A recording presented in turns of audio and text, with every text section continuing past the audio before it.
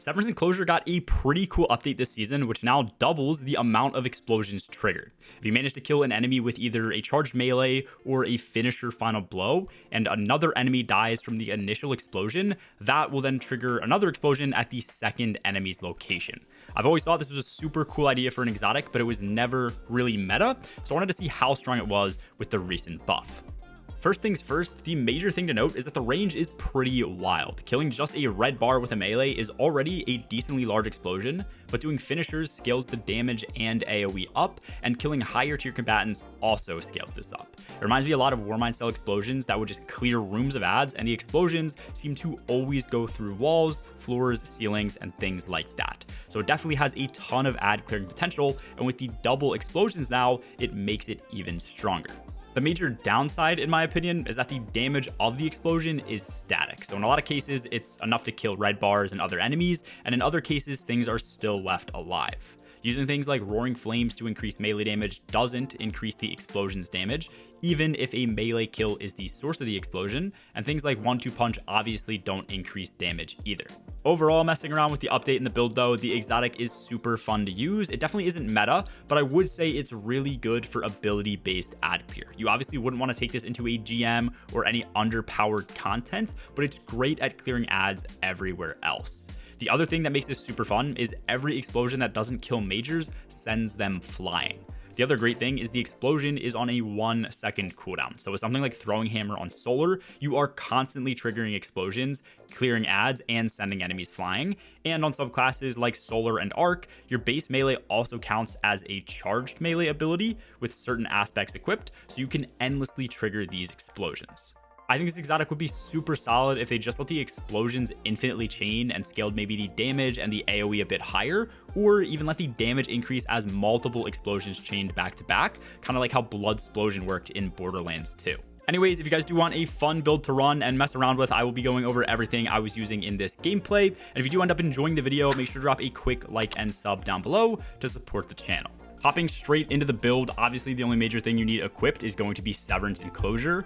With this on, anytime we get a charged melee final blow, it's going to trigger an explosion that has pretty solid damage and a very large AoE. And you can scale that damage and the AoE by killing a higher tier combatant or also doing finishers instead of the charged melee final blows. The only other new thing this season, because it recently got buffed, is if we do this and we trigger the explosion and another enemy dies, it will also then trigger a secondary smaller explosion to kind of chain things. So obviously the chest piece is pretty solid. It's great for ad clear, and it's going to work really well with any subclass that has a melee ability that comes back very quickly. So even with the Throwing Hammer nerf, we're going to be able to trigger explosions a ton when paired with the Solar subclass.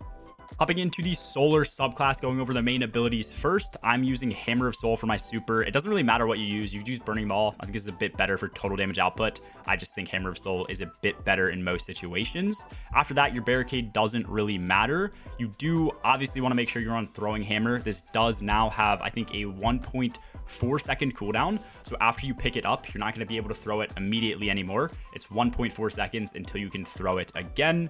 And then after that, I really like Thermite Grenade when playing Solar Titan because I can quickly stack up my Roaring Flame buff, which I'll go over in a second here. Taking a look at our aspects, first up is obviously Roaring Flames, as I just mentioned. With this, any final blows with Solar abilities or even ignitions that we create are going to give us a stacking increase up to 3 total stacks that is increasing our ability damage. It's going to cap out at a 73% increase for ability damage, and that's why I use Thermite Grenade, so I can quickly throw this down, get up to ×3 very quickly on just 3 enemies in a row, and then from there, my Throwing Hammer is at a 73% increase, so I can one-shot even red bar ads while under power and trigger those explosions through Severance Enclosure.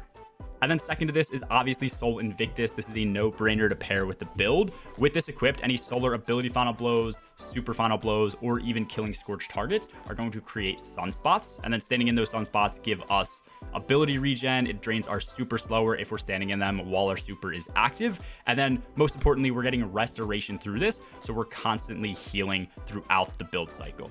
And then finally, with the build, we do have 4 fragments. So with this, we're running Ember of Ashes. This is going to increase the scorch stacks we apply by 50%, which is really useful for a very specific reason.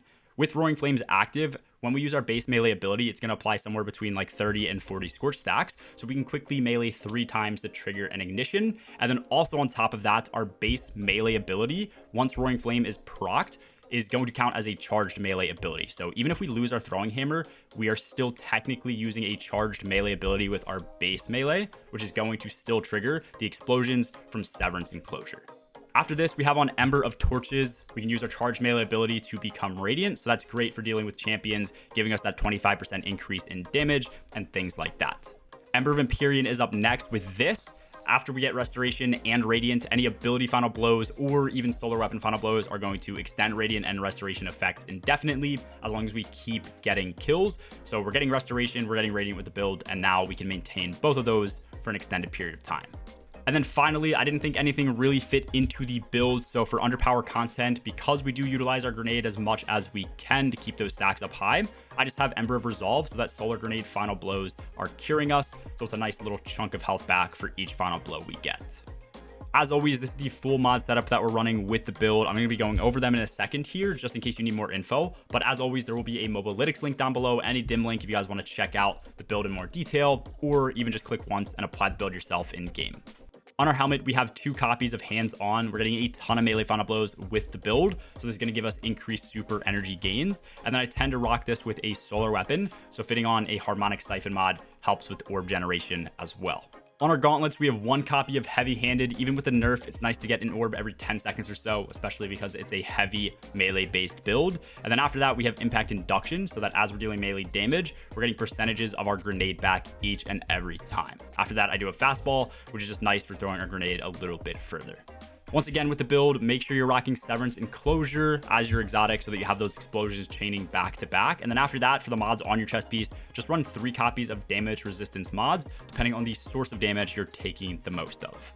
On our legs, we have Recuperation for healing on orb pickup. We also have Innervation for grenade energy on orb pickup. And then we also have Stacks on Stacks to keep our armor charge stacks up higher at base. The reason we want that is because we're doing a lot of finishers with the build to trigger the higher AoE or higher damage and larger AoE explosions with Severance Enclosure. So you might as well make special ammo for your teammates. We also have Proximity Ward to stay alive when doing finishers, and then Bomber so we can place our class ability down and get grenade energy back if needed. That is everything for the build, guys. I don't know if people like these fun builds as much as you like meta and game content builds, but if you do, I could easily start putting more of these out, especially anytime exotics end up getting reworked, just to cover my thoughts on the updates. I do also stream a bunch over on my Twitch. If you guys ever want to watch over there, a link is in the description down below. As always, have a good one, guys. Peace.